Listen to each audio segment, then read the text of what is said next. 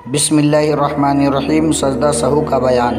کسی نماز میں کوئی واجب بھولے سے چھوٹ جائے یا کسی فرض کو مقرر کیا جائے، مثلاً رکوع 2 مرتبہ کریں، نماز کی فرائض یا واجبات میں زیادتی ہو جائے، مثلاً قعدہ اول میں تشہد کے بعد درود شریف پڑھ لے تو سجدہ سہو لازم ہے۔ امام کے سہو سے مقتدی کو بھی سجدہ سہو کرنا ہوگا، لیکن اگر مقتدی سے سہو ہو جائے تو مقتدی کو سجدہ سہو لازم نہیں، کیونکہ وہ امام کے تابع ہے۔ امام سہو کرنے لگے تو مقتدی اللہ اکبر یا سبحان ربی الاعلیٰ کہہ کر امام کو یاد دلائے اور اس کی اصلاح کرے۔ لیکن اگر عورت مقتدی ہو اور امام سہو کرنے لگے تو اگر امام سہو سے لوٹ آئے تو بہتر ہے، ورنہ مقتدی یہ عورت اللہ اکبر یا سبحان اللہ کہنے کے بجائے تفسیق یعنی اپنے دایاں ہاتھ بائیں ہاتھ پر مارنے کی آواز کے ذریعے امام کو اصلاح کرے گی۔